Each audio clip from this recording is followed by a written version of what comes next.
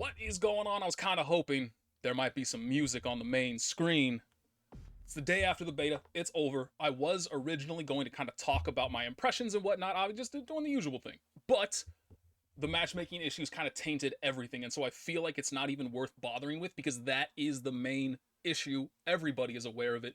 It needs to be fixed. And so I want to tackle the whole training mode controversy. I don't know if I want to call it a controversy, but it has easily been the most contentious aspect of this entire beta has been, I wish training mode was available. You don't need training mode, just play the game, so on and so forth. So I'm just going to state outright, I am team pro training mode.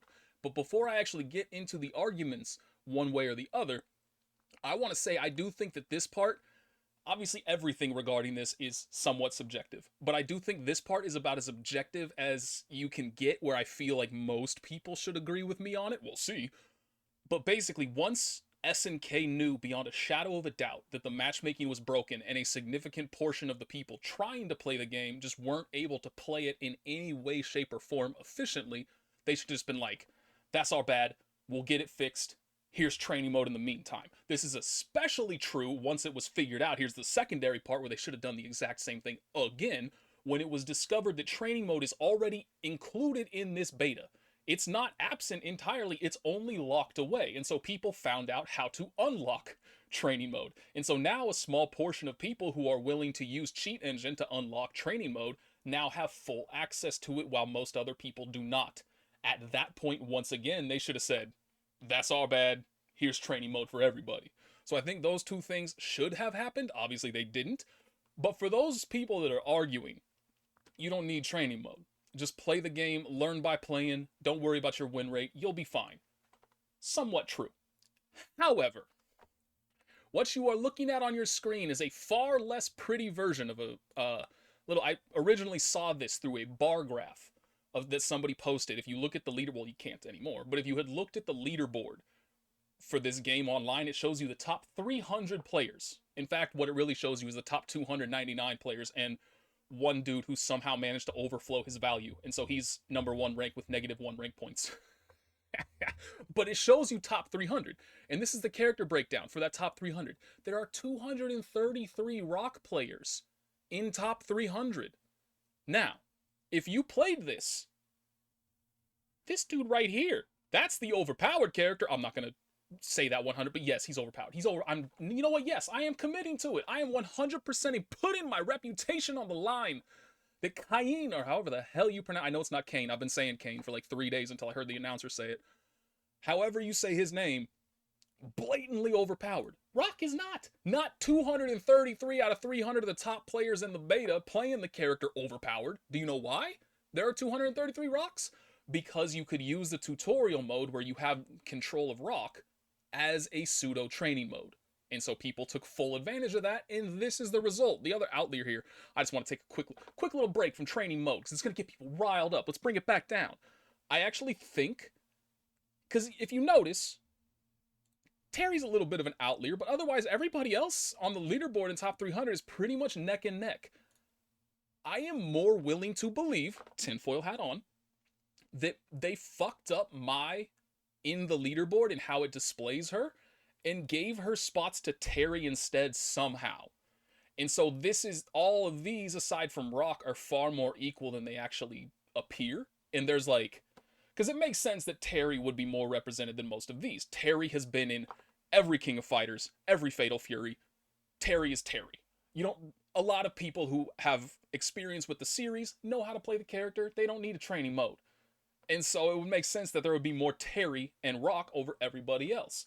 But 0 Mize? And that many Terrys over the rest of this cast? I don't think so. So that's my little conspiracy theory, that I think there were actually Mize in top 300, but they were just being listed as Terry instead. But so anyway, so let's go back and let us speak about training mode and whether or not it should have been there. Now, the main argument that I have seen regarding it is a very simple one. This is a network test. It's not a training mode test. They want people playing online. And if you included training mode, people would just be sitting in training mode all day. They wouldn't be playing online. Somewhat true. However, I think you are vastly overstating the impact that that would have. The vast majority of people would still hop online. The people that are aware of this series, that are aware of the beta in the first place are all going to be fighting game fans. They play fighting games online regularly. Whatever their series is, they're more in tune with fighting games than the majority of people.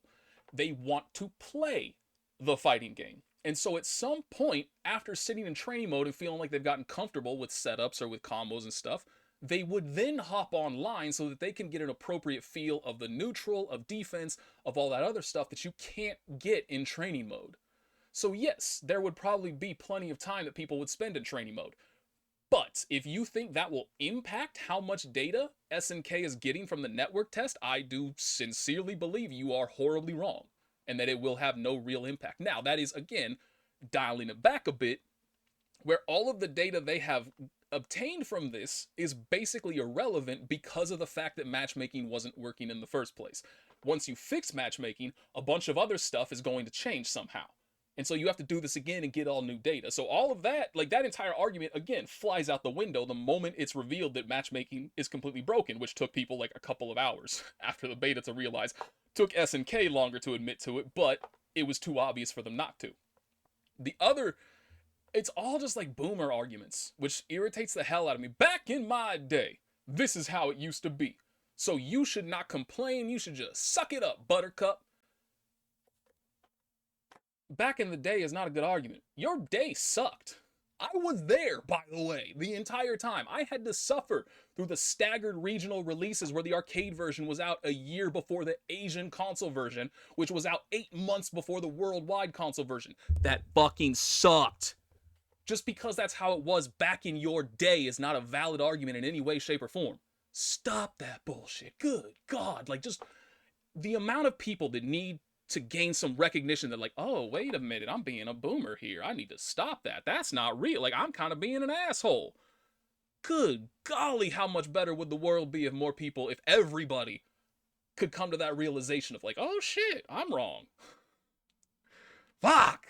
Anyway, so speaking of things that might be boomer related, Nerf Kane, I already kind of talked about it a little bit. I mean, that's the entire thing, is like, pretty much all of these arguments for training mode are subjective. They are purely, I want training mode. You don't need training mode. That's it. It's not really, there's no like factual basis to make an argument off of. I do think that I am personally of the belief that the existence of training mode would stagger more benefits throughout this entire test than not having it. Because part of, if you have dealt with game design in any way, obviously programming in any way, you know how wild random bugs can get. Where it's just like, how the hell did that happen? Look at like some of the game breaking, look at like the Quicksilver glitch in UMVC3. Look at the zero snapback glitch in MVC3. I think, did they fix? They may not have fixed that in UMVC3. I think they did, but they may not have. Look at the I can't even remember, but not the little where you do like the up plus S thing in the air, the directional button. I don't know why I'm blanking on the name, but that completely resetting proration and allowing for infinites off of it. People are not going to discover that kind of stuff without training mode available to them. But then, if they have training mode, people will find stuff like that. They're going to find things that are going to break the game. Whether it's like literally breaking the game or just figuratively, like balance-wise breaking the game. People are going to find that stuff. People are going to be able to push the netcode harder through doing combos that cause more stuff on screen, that go crazy. And so that is going to be more valuable to a network test than it not happening in the first place. So that is ultimately my argument about training mode. Moving on from that, personal bias, why I wish there was a training mode.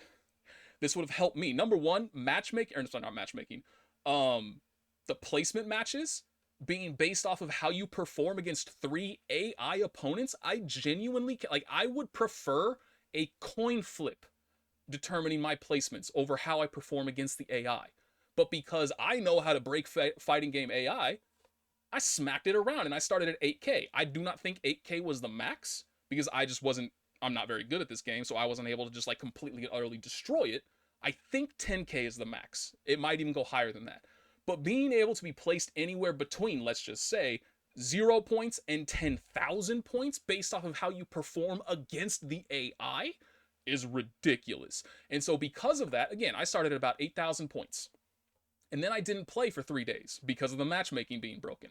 And when I came back, I was getting the shit kicked out of me. no hyperbole whatsoever, people's defense and their neutral were all questionable. But everybody that I was playing against at that point, they had the EX into EX move combos. They were using break cancels in the middle of their combos. They knew how to, not max damage, but they knew how to do, like EX into EX, move into break, into EX into super, like that kind of stuff. They had those combos. And so I didn't. And so even if I was outplaying them, I was getting more hits in neutral, I was playing defensively and punishing appropriately, my reward for that was abysmal because I didn't know those combos. My own fault. But I didn't know those combos. And so the reward that I was getting per hit was significantly smaller than the reward my opponents were getting. And so I was losing the majority of my matches because of that. There was one point in time that I finally started paying attention. I went on, it was either a 16 or an 18 game loss streak. I have never, in the entire history of my time playing fighting games, lost that many times in a row. That was a new experience for me, and it was not fun. But I started paying attention after like the 4th or 5th loss in a row of like, okay, who the hell are my opponents? Like, why are these people playing so well? How did they get this level of knowledge about the game so quickly? Whereas I'm, obviously so far behind in this. So I started paying attention. The vast majority of people that I was playing not only had 100+ matches, they had 100+ wins. And that's because of where I was point-wise, because it started me so far ahead because I beat 3 AI opponents. And now I'm getting the shit kicked out of me for it. Training mode would have been really nice at that point so that I was actually getting paid for the hits that I was getting. I didn't have to, do the trial by fire at that point. That scenario will cause people to quit, not me, because again, I've been around the block in fighting games. I understand exactly what's happening. I understand why I'm being beaten, and I understand how easily fixable it is, provided I have the tools necessary to do so. And so I'm not concerned over it. I'm not like, oh, damn, this game is so hard. This game is impossible. I'm just getting beaten left and right. Like, no, I get it. I know exactly how to beat these people. Learn a goddamn combo, dummy. That's all. That's all I had to do. But suffice to say, training mode would have solved that issue instantly. So put training mode in the game. The main entire thing, that wasn't really meant to be a continuation of a whole yes training mode, no training mode thing. It was just an absolute indictment of how fucking stupid it is for 3 AI opponents determining a 10,000 point differential on where you start. Goofiest shit I've seen in a minute. That is obscene to me. Like, just imagine for a second, because the other thing that has, actually everything has placement matches now, doesn't it? Like, competitive wise, shooters have it, MOBAs have it, fighting games are kind of the first ones that are slowly starting to get into it. Like Street Fighter V, if I recall correctly, it didn't have placement matches, but it also didn't have character specific rankings. And so if you started as a new character, you started playing a new character, you started exactly where you were with your old character. But like Street Fighter 6, it has placement matches now. Grand Blue Fantasy Versus has placement matches. Tekken did not have placement matches, but they kind of have pseudo placement matches in that, like, whatever your max rank is, you can't go below something like 3 ranks below that. So if you start a new character, you start at that 3 lesser ranks than your top rank. So that's kind of sort of, that's like placements without doing placement matches. But just imagine all of those. If you get into League of Legends and you're like, okay, cool, I'm feeling pretty comfortable now, let me go do my placements, and it throws you into 5 AI matches. If you've played against bots in League, you know how fucking easy they are to beat. And so you get started in Diamond. You have no map awareness. You know nothing about lane matchups. You know barely anything about the characters you're trying to pick. You don't even know how the ban system works. You're in Diamond now. You're gonna have a 0% win rate, and your ass is gonna go straight back to silver. And losing the entire time. It's gonna be terrible.